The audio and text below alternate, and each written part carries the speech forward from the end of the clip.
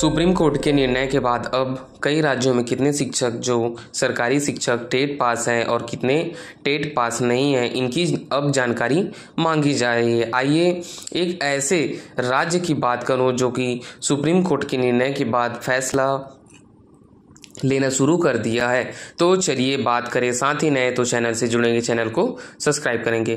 मैं यह आदेश इसलिए बता रहा हूं क्योंकि निर्णय है सुप्रीम कोर्ट का, जिसमें कार्यरत सरकारी शिक्षकों को टेट पास करना अनिवार्य है। यह निर्णय जो आपको स्क्रीन पर दिख रहा है, यह जो है यहाँ पर देखिए, जिला शिक्षा जो अधिकारी प्रारंभिक शिक्षा नैनीताल अर्थात इस राज्य में शिक्षक को टेट पास करना अनिवार्य किया गया है, विषय रखा गया है। मंत्री जी द्वारा आज दिनांक 2 सितंबर को वर्चुअल बैठक ली गई है और इस वर्चुअल बैठक भी क्या चीज़ें निकल कर आया है, देखिए। यह बात तो रही है कि उत्तराखंड राज्य की है, इसमें माननीय सर्वोच्च न्यायालय के आदेश के क्रम में जितने भी कार्यरत शिक्षक हैं तो शिक्षकों के टीईटी प्रशिक्षण की समीक्षा की जा रही है। कौन कौन टीचर टेट पास हैं और कौन कौन टीचर टेट पास नहीं है, उनकी जानकारी मांगी जा रही है। और यह जो जानकारी है, देखिए, इसका फॉर्मेट भी आपको दिख रहा है। विकास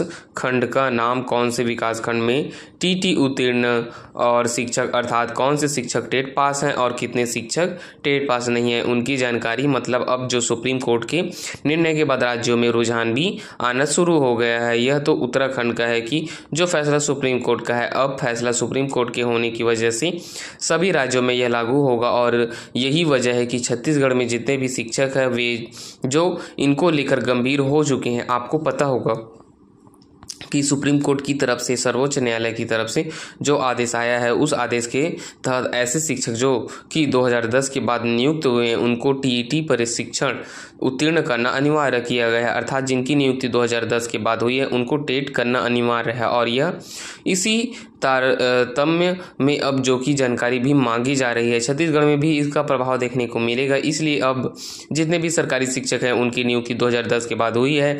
अब इनमें कौन से शिक्षक आएंगे, तो पुराने शिक्षक जिनकी नियुक्ति 2010 से पहले की है वो तो नहीं आएंगे। वो शिक्षक आएंगे जिनकी नियुक्ति 2010 के बाद, यानी कि भर्ती अब हुआ था, एक भर्ती हुआ था 2013 में, तो 2013 वाले आएंगे, 2011 वाले भी आ जाएंगे। इसके अलावा 2019 तो टेट अनिवार्य कर दिया गया था और 2019 और 23 भर्ती में बिना टेट वालों को तो सिलेक्शन ही नहीं हुआ है। मतलब कम लोग प्रभावित हैं। लेकिन यहाँ पर आ रही है पदोन्नति वाला मैटर। मतलब 2000 से 2010 की जिनकी भी नियुक्ति हुई है, अब जैसे प्रमोशन हो गया उनका तो भी क्या है भाई, नई नियुक्ति में आ जाएगी। तो ऐसे में शिक्षकों को फिर टेट क्लियर करना अनिवार्य है। बड़ी बात तो यह है कि इन शिक्षकों की नौकरी भी अब खतरे में है, क्योंकि उनको स्वेच्छा से रिटायरमेंट लेना पड़ेगा। यहाँ पर अब जो है कि जो शिक्षक पदोन्नति चाहेगा, जैसे प्राइमरी में है, अब वह प्राइमरी टीचर है, अगर उसको मिडिल टीचर बनना है तो उसकी टीईटी क्लियर करना पड़ेगा, वो भी मिडिल स्कूल का, तभी उनकी पदोन्नति होगी। ठीक है, तो इसको लेकर 2 साल के अंदर टेट क्लियर करना होगा, यह कहना सुप्रीम कोर्ट का है।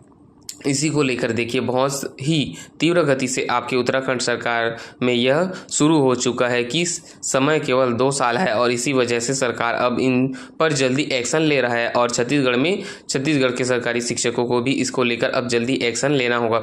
अगर शिक्षकों की नौकरी बचानी है तो टेट साल में 1 बार होता है और कम से कम विभाग के शिक्षकों के लिए साल में 2 से 4 बार करने की कोशिश किया जाए, ताकि इसको बार बार अवसर मिल सके और यह सफल हो सके। यह बहुत ज़रूरी है।